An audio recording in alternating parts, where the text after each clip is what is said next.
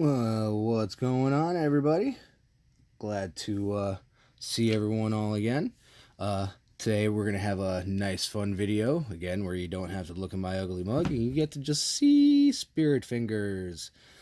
Um, I hope everyone's doing well. Hope everyone's been getting some good news, been getting some good stuff, finding some good things. Always on that hunt for some more good things. But speaking of which, on hunt for good things, this next one that I'm going to show you is something that I've been watching for like probably a good year now. Like, it's something that I've been watching the price go up and down, up and down, up and down, and it's like, I should pull the trigger. No, I'm not going to pull the trigger. I should pull the trigger. I'm not going to pull the trigger. I should pull the trigger. No. Well, I'm assuming because of Christmas and the holidays and everything else like that, it finally dropped to the price that I wanted. And for everything that it is a freaking steal. Like, no pun intended, and you'll understand that one in a minute. But yeah, like I said, I was watching it go up. It would go up to like 100, go to 120, go down to 60, go up to 80, go down to 45, go up to 65, 55. Then, like, it would just go woo like this all over the place, and it was just like, damn. But it finally, the other day, it came down to a price where I was like, yeah, I'm not challenging this. I can't believe that this is even that price, and I'm buying the hell out of it. So, of course, who we have today to sit there and show it off is Roronoa Zoro, one of the Straw Hats, and actually Luffy's number 2, and of course, my number 1. Sorry. But I figured it would be good for the world's greatest swordsman and master of all bladed weapons to sit there and possibly help show this one off today. And hopefully with that, you'll understand where I'm going. Because, like I said, I don't just do crystals and I don't just do collectibles and things like that. I like to dabble in quite a few different things. And this one, I really think some of you are going to like. I hope, because I know I do. Like, it is pretty. But as you can see, it's in kind of a large box. Not too big. I mean, but it's still a pretty decent sized box. I mean, no, overall, it's going to end up being 17 inches. But, yeah. Michael Scott, if you want. But I'm not going to do it. But like I said, I've been watching this thing go crazy with the prices, and I've just been, I figured, screw it. Now's the time. Like, it's just too good of a, oh, you damn staples. Okay, so I'm going to let you know now, this is another bane of my existence. When people use staples on stuff, I hate it. Like, I already hate tape and plastic enough, but now you gotta use staples? You gonna sit there and do that and just mock me, huh? Huh? Yeah. So this might take an extra second before I destroy everything and rip everything the freak open to get this off. Oh my god, yep. Okay, so let's try not to destroy what's inside. I don't think I'm gonna destroy what's inside, but screw the staple. And I'm not using a staple remover. Aha! Pop. And pop again. Don't even care. Screw these staples. Yeah. That's what we do to staples, and that's what we say about them. Screw it. I don't like them. I don't need them. They need to get out of here. But let's sit there. You could already almost see a shape coming through this. Let's take it out of the bubble wrap. And, ooh, I like... If you can't tell yet, we might be going towards a blade right now. Yeah. Like I said, I don't just do collectibles, and I don't just do crystals. I'm not just a one type of thing person. But this is a very nice sheath for it. Like, I could already tell with the double stitching, it's nice and thick. Like, there's no, ooh, nice patterning on it. Sit there and switch this around. See how you can see that. It's got some nice patterning on it. I like it. And we'll go pop, and we'll go pop, and we're gonna be like, oh god, oh wow. Okay, so I knew this was gonna be pretty to begin with, and the one cool thing about this as well is that this is a Damascus blade. And for those who don't know what Damascus is, basically it's at least a minimum of two different types of steel forged together to create a even harder steel that gets layered and layered and layered and layered and ends up just being crazy with like. So this one it's a mix of 1095 and 1520, which are two very nice steels and everything like that, and will be a very nice blade. And as you could already see, so what I'm talking about is Damascus.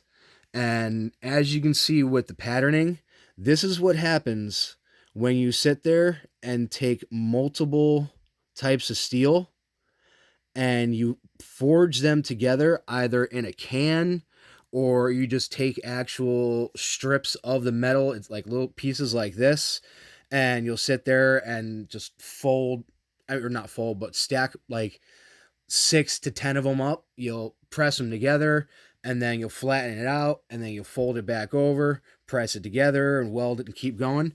And you just get layer after layer after layer of absolute just sheer beauty. And what's kind of cool about this is that it almost looks like he kind of started with a lantern pattern, but then said, you know what, screw it. Like, I'm going to leave the rest of it as a pure Damascus. And that's pretty awesome.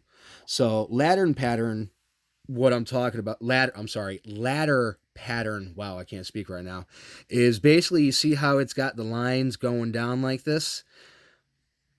What that means, and you can see it kind of stop right about here, and that's like the very last of all the lines. So what that does, and to create that, is you basically cut before you even sit there and forge out the steel. Like once you get all your layers done and everything like that, and oh, I'm sorry, this is actually 180 layers, which is awesome because anything over 100 layers is really what you want, especially for Damascus. I mean, you can get like 12 layer, 34 layer. I mean, like sit there and they make them, but I mean, honestly, the more layers you get, the more pattern you get, like with all this, and it's what makes it so beautiful, and also just a stronger, much more amazing blade. But with the ladder, getting back to that, oh my god, I keep saying ladder pattern is basically they take like an angle grinder or something and they just cut grooves into it, just going straight down, not all the way, because if they go all the way, then you basically go through the metal and you're now screwed, because you got to remember with these, they've got to hammer it out still and forge the actual blade, get the actual curve they want on it and everything like that, and then they can sit there and shape it and do what they need. Now, for those who don't know, this is a kukri, and the way that you can tell is the arch. Everything about this is how you can tell kukuri knife versus, say, like a Bowie or a Tanto or a Wakasashi or a saber or anything like that. Kukuris are usually around like the size, like anywhere between like 10 and 20 inches, almost kind of like a machete. Basically, is what you would think about it, and the only thing that I can say is I wish the handle on this was just a tiny bit bigger. Beautiful. I mean, I absolutely love it, because here's the other thing too, and I know I just trailed off course with Damascus, but I gotta talk about this. Is I love when they do scales and they don't just do a through tang and cover everything up, because the reason with that is you see how this is all one solid piece of steel. Like that is all solid, like going straight through it. There is no nothing. That means this is just probably one of the strongest types of blades that you can get.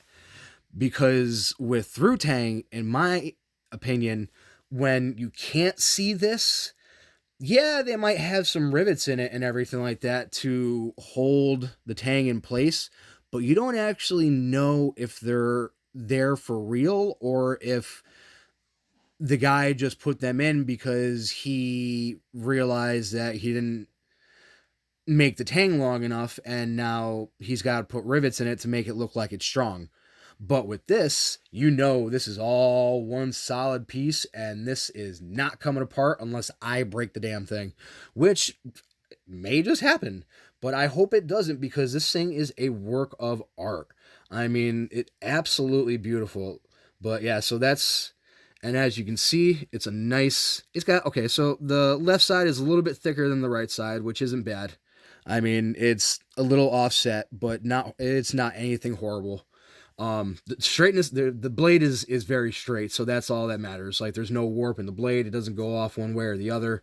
It's just this left scale, you can kind of see down at the bottom, it comes out a little bit more on this side than it does on this one, which again, that's not bad because that's the flare part, which is nice. Because what's nice about the flare is, for again, for people who don't know, is that when you have your hand in it and say you're sitting there doing something, the flare catches your hand so the thing doesn't come flying out of your hand and end up going into your face or somebody else's. So that flare is there to sit there. So when you're going and you're like, whop, your hand basically sits there and kind of gets caught into the flare, which is nice. But so this, and also I forgot to even say it, but the handle itself is all pack of wood, which is beautiful and a nice, really, really hard, sturdy wood and everything like that. I like the dyeing of it and the little inlays and everything that they did for it. But this is a very, very, very beautiful knife. And I really just wanted to show off something different because, like I said, I know I do all these crystals and I get all these other things and the statues like Zorro and everything like that, but I'm not just into that. Like I love all pretty anything old that was made by hand, anything new that was made by hand, like this kukri, because this takes a very, very long time to make, and I know there are robots that can do stuff and make things, but this was 100% hand forged by someone.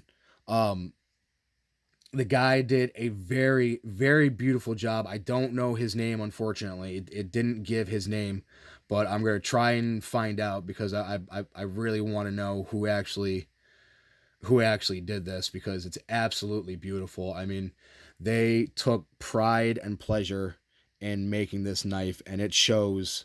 Just like I said, I mean, it's 176 layers of full Damascus and two very, very strong steels. Absolutely beautiful handle, like I said. And again, the nicest part about it is you can see everything. You don't have to worry about it. You know this thing is going to be nice in your hand and it is not going to fall apart unless you break the crap out of it. And as you could already see, I don't want to run my finger across it because I really don't feel like cutting myself, but it's already got a nice tip on it. And I should have grabbed a piece of paper, which I did not, and that's stupid because I could have just sat there and been like sloop and just cut through. Why did I not do that? That was stupid. Like, you think by now I would understand to bring extra things to show how cool things are. But so here we have, and also here's funny too. So this is a 14-inch blade versus a little 2-inch blade. He's so cute sitting next to it. But this is my little box cutter, the little hidden leaf. Yeah, Naruto. But this ain't no Naruto. This is pure, I guess. Right now, I guess it's just kind of apocalypse knife because I have no idea what the hell I'm going to use it for because I don't need it for anything. I've got a machete for doing all the chopping and everything like that I do. Well, that I used to do. But right now this is just part of the collection just because it's absolutely gorgeous and I love all Damascus. And like I said, anything that has to do with a lot more things than you realize. But I hope you guys liked it. We're keeping this one kind of short just because it's only one thing and I just wanted to show off. It's going to look better in the pictures because you'll be able to see it a lot better. But I just want to do an actual video to explain it because the typing all this would have been horrible. But again, I hope you guys liked it. Please give me a like, give me a follow, whatever you'd like to do. Sit there and oh god, let's not knock over the light, please. Do whatever you'd like to do. Sit there, follow me on Instagram and everything else. I'll have everything posted like usual. And like always, I hope you guys are always going beyond and just have fun. And we'll see you on the next one.